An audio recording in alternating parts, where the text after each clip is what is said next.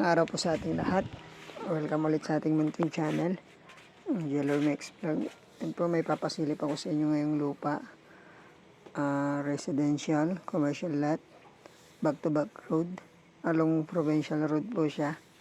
Papuntang Pangasinan and Nueva Ecija Road. Yan. Doon po yung back-to-back road niya.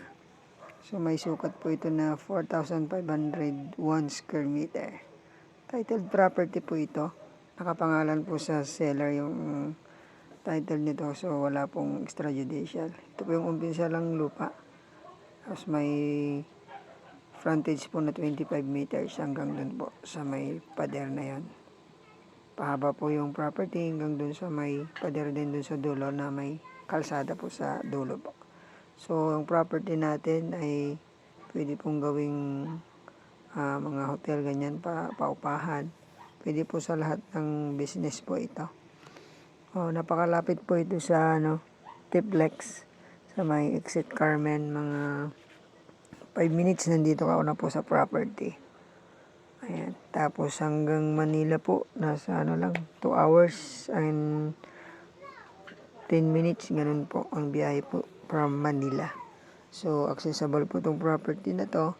Tsaka, pwede po talagang gawing commercial lot po ito. So, sa mga naghahanap po ng along Provincial Road, baka magustuhan nyo po ito. Bayan po ng Rosales, Pangasinan. At napakaganda po ng lokasyon nito. So, ang asking price po ni seller dito, 1,200 per square meter. Pwede po tayong tumawad sa kanila. Direct po tayo sa seller. Pwede pong makausap agad kung magustuhan po nyo yung property na to na inaalok ko po sa inyo. Po sana ho magustuhan nyo itong property na to. 4,501 square meter. Titled property. Thank you po. God bless you.